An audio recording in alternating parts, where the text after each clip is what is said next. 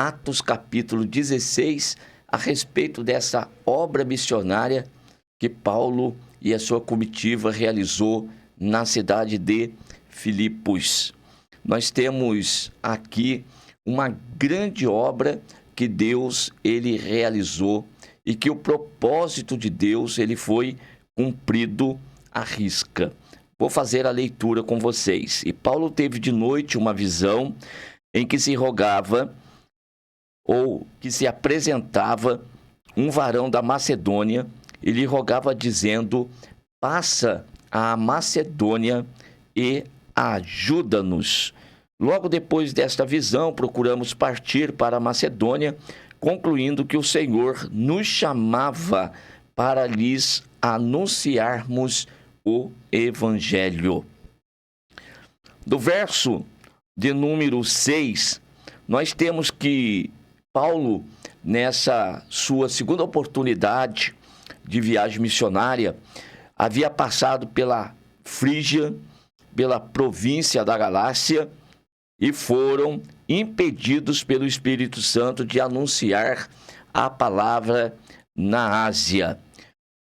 Mudando de rota, portanto, chegaram a Mísia e intentavam ir para Bitínia, mas o Espírito de Jesus não lhe o permitiu. Tendo passado por Mísia, desceram então a Troade, que é o lugar onde agora eles têm esta visão em que o Senhor estava chamando para Macedônia. E a visão ali mostrava então um varão que dizia: passa a Macedônia e ajuda-nos. Eles entenderam o chamado de Deus. Era um grupo de pessoas. Paulo, nessa ocasião, Paulo e Silas andavam segundo a direção do Espírito Santo. Saíam para pregar, para cumprir a missão para a qual Deus os havia chamado, principalmente aqui Paulo, que já fizeram uma primeira viagem missionária e agora já está na sua segunda viagem missionária e nesse momento está estendendo um pouquinho mais. Quero destacar do texto como que o Senhor ele vai alcançar famílias, não somente uma pessoa única, mas também está alcançando, transformando uma família, as casas onde o Evangelho tem chegado. E como que Deus ele está conduzindo esses homens para que esse objetivo ele seja alcançado. Muitas das vezes, essa forma como que as coisas vão acontecendo, do ponto de vista humano, não é muito bom, não é legal, é frustrante se pararmos para pensar pela razão, fazer uma análise racional da coisa. Todavia, nós devemos sempre entender que quem está no controle das coisas é Deus e que Deus ele nunca vai perder esse controle.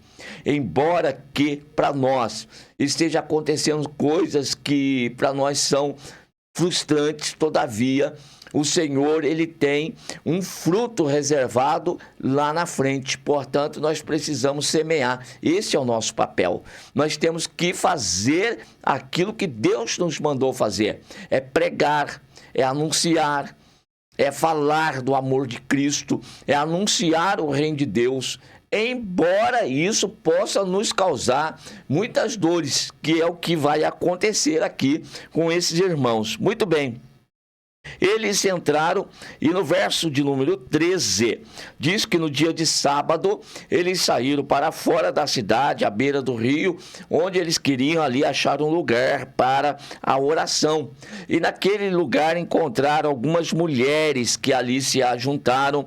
E então, uma certa mulher chamada Lídia, vendedora de púrpura da cidade de Tiatira, que servia a Deus, nos ouvia, e aí vem o destaque do texto. O Senhor lhe abriu o coração para que estivesse atenta ao que Paulo dizia. Depois que foi batizado, ela e a sua casa nos rogou, dizendo: se haveis julgado que eu seja fiel ao Senhor, entrai em minha casa e ficai ali, e nos constrangeu a isso.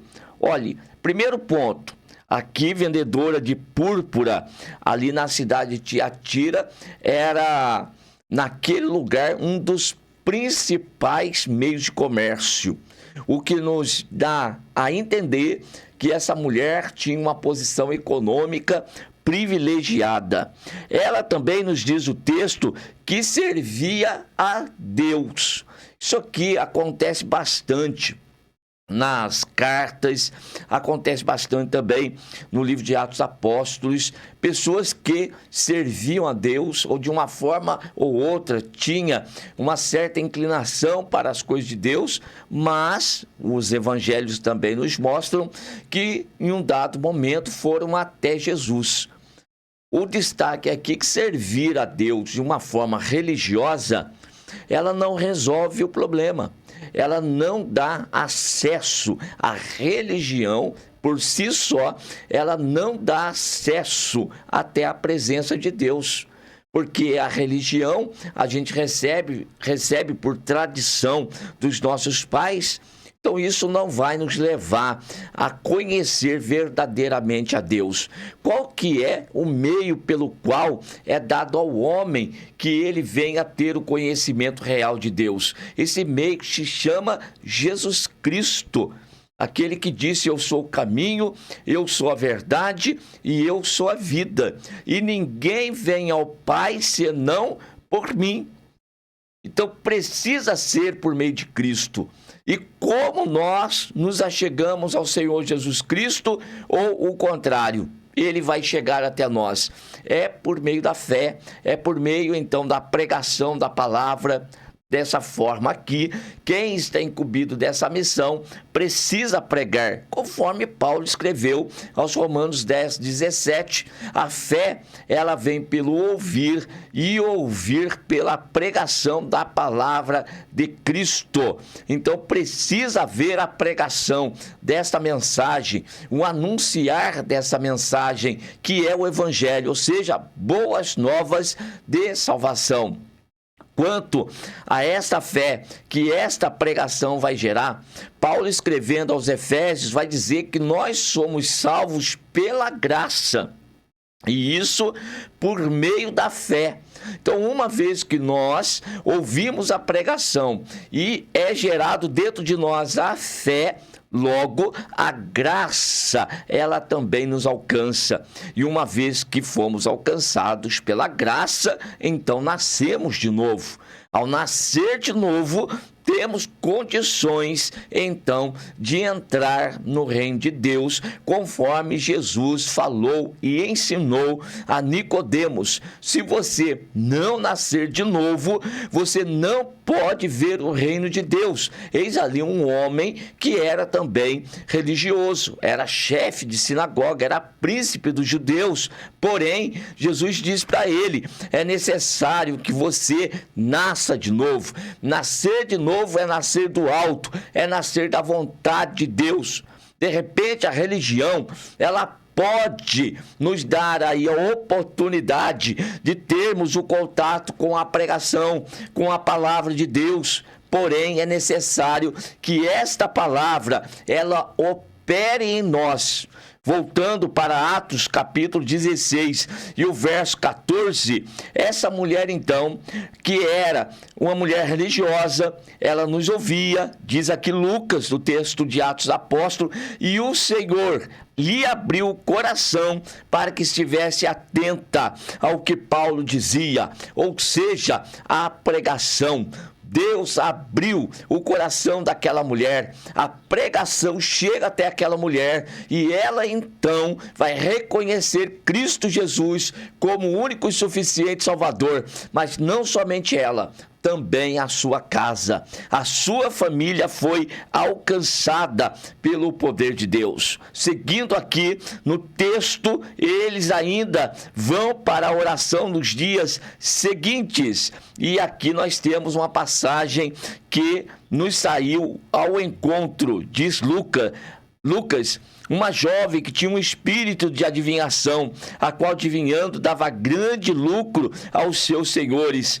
E esta, seguindo a Paulo e a nós, clamava dizendo: esses homens que nos anunciam o caminho da salvação são servos do Deus Altíssimo. Ela fez isto por muitos dias, mas Paulo, perturbado, voltou-se e disse ao Espírito: em nome de Jesus Cristo te mando que saias dela. E na mesma hora saiu. Isto aqui também vai ter uma consequência terrível, porque vendo os seus senhores, os senhores daquela mulher, que a esperança do lucro daquela cidade, daquela região estava perdida por conta daquela mulher, prenderam Paulo e Silas e o levaram então à praça, à presença dos magistrados. Ou seja, a multidão, no verso de número 22, se levanta unida contra eles, e os magistrados, rasgando-lhes as vestes, mandaram açoitá-los com varas.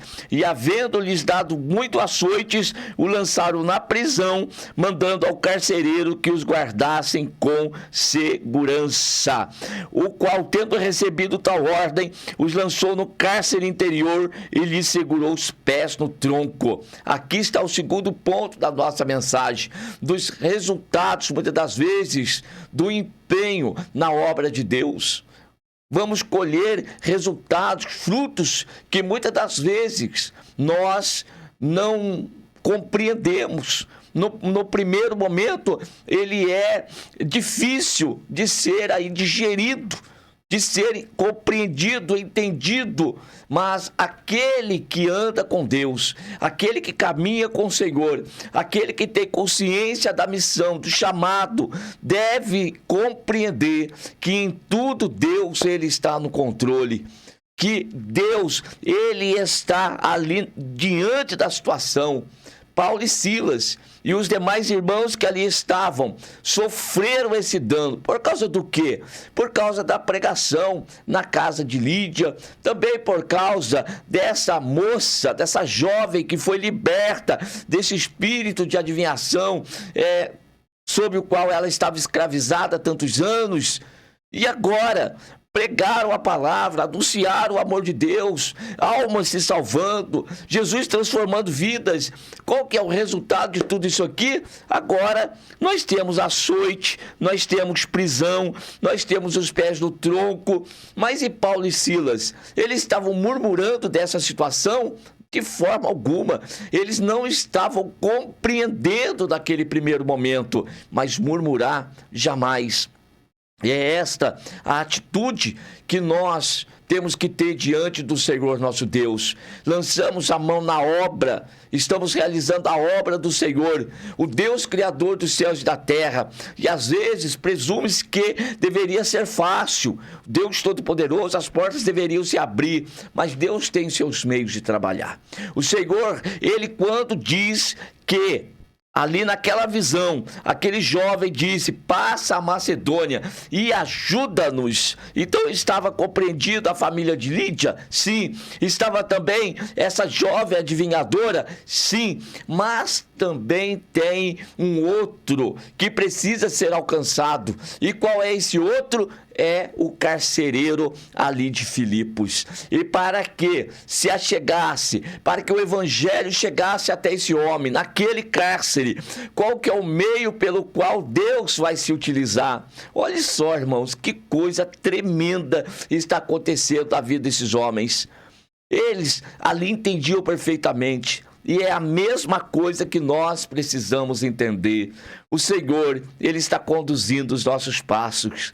Ele está nos direcionando. E Deus, ele vai nos levar até a sua vontade, ao centro da sua vontade, ao propósito que ele tem preparado para mim e para você. Não queira compreender o presente, não queira explicação para o que está acontecendo agora, neste momento. Apenas acredite no poder de Deus, faça a obra de Deus. Infelizmente, tem muitas pessoas que, quando se deparam com a adversidade, se deparam com resistência da obra, ele desiste. É o primeiro momento que vem no pensamento, é desistir, é largar mão do que está fazendo, é não ser perseverante, é não ser ali contínuo, né? Abundante na obra do Senhor. Compreenda, você não foi alistado para a guerra? O Senhor não chamou para a missão? Pois é, quando nós aceitamos isso, o desafio que nós aceitamos, nós morremos para nós mesmos, nós morremos para este mundo, nós morremos para os nossos sonhos, para os nossos projetos, para viver para Cristo. Conforme Paulo escreve aos Gálatas, não vivo mais eu, mas Cristo vive em mim. Ora, e a vida que eu vivo agora na carne, eu vivo na fé do Filho de Deus que se entregou por mim. Este é o propósito. Eu não estou mais vivo, eu estou morto. E quem está morto, ele não sente mais as coisas desta vida. Ele já não tem mais esse sentimento preso com o que está acontecendo. Ele sempre tem uma visão. Deus está no controle. Algo diferente Deus vai fazer. E esses homens, então, vão parar no cárcere. E o verso de número 25 diz que perto da meia-noite, eles estavam orando e cantando hinos a Deus. E os outros presos os escutavam. Olha só, não há murmuração, não há reclamação, não há questionamento do propósito de Deus, de forma alguma. Só existe ali a esperança naquilo que Deus vai fazer, que eles não sabiam qual era o método, qual era o meio que Deus ia fazer. Eu também não sei, você também não sabe. Como que Deus ele vai agir na nossa vida hoje? Como é que Deus vai agir na nossa vida amanhã? E se nós queremos ter grandes experiências com o Senhor nosso Deus, nessa nossa caminhada e nessa nossa jornada, nós precisamos nos entregar mais à vontade dEle. Independentemente daquilo que vai nos acontecer, nós devemos confiar inteiramente no poder e na graça do nosso Deus, sabendo que Ele está no absoluto controle da situação. Vamos aproveitar a oportunidade para orar, vamos aproveitar a oportunidade para cantar, não importa aquilo que nós estamos passando, a missão ela precisa estar sendo levada adiante.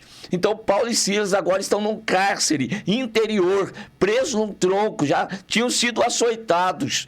Mas o que se pode fazer agora? O que nós podemos fazer agora? Orar e cantar, porque isto não pode tirar de nós. Podem nos chicotear, nos açoitar, nos prender, podem, mas não podem tirar de nós aquilo que Deus, o Senhor Deus Todo-Poderoso nos deu. Esse ninguém pode tirar. E o que é que Deus nos deu? Prazer, alegria, satisfação, paz na nossa alma. Esses homens, embora estivessem presos fisicamente, todavia, espiritualmente, estavam livres. E quem é livre adora a Deus, se alegra na presença de Deus. E o que é que traz alegria para dentro do nosso coração? Não é a situação ao redor, não é o momento pelo qual eu estou passando, não. O que me traz alegria no meu coração é a presença dEle, é saber que Ele habita em mim, o Espírito Santo de Deus está em mim. É isso que me traz alegria, é isso que me traz satisfação, é isso que me traz prazer em estar na presença de Deus. E Paulo e Silas demonstraram isto. Mesmo estando num cárcere, perto da meia-noite, a alegria habitava o coração dessas pessoas, desses homens.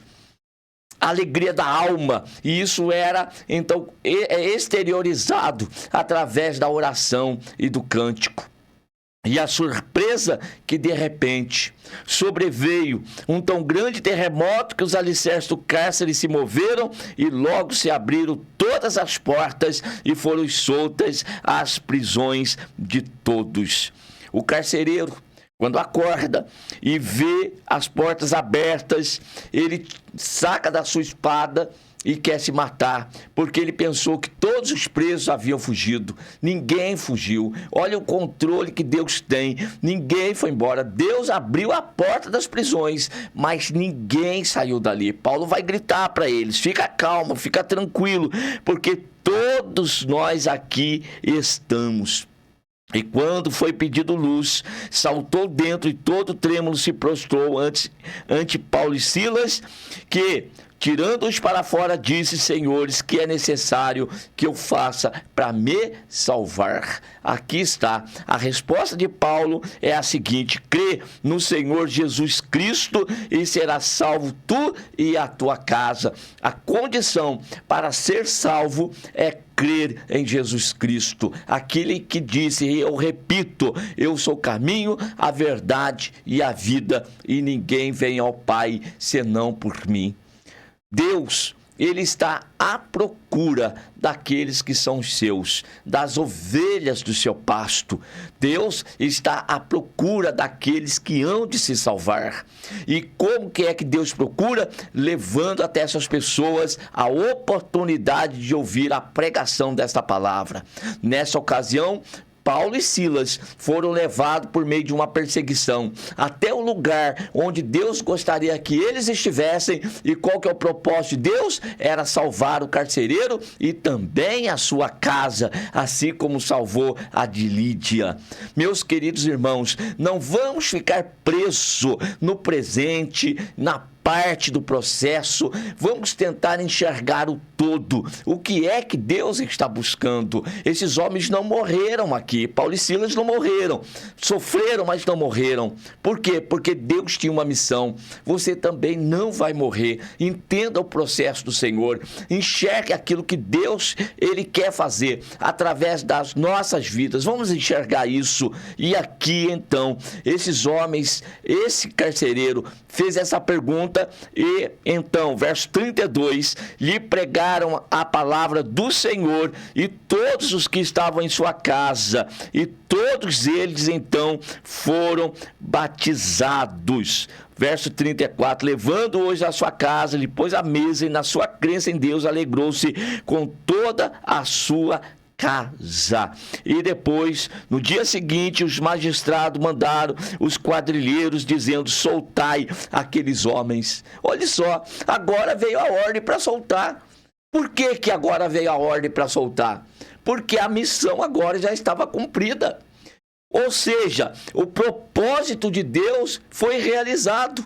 E onde que está todo o propósito de Deus? Lá no verso de número 9, quando foi dada a visão, passa a Macedônia e ajuda-nos. Através de um varão da Macedônia, quantas almas elas foram alcançadas. E aqui se formou uma grande igreja, das principais igrejas para as quais Paulo escreve uma carta, que é a carta aos Filipenses. E é uma das igrejas que Paulo tem um carinho extraordinário, é uma das igrejas que mais ajudou a obra missionária. Isso aqui vai ficar para outro momento nós falarmos a respeito. O importante aqui é saber que Deus tem uma missão conosco e Deus quer nos levar até lá o fim dessa missão.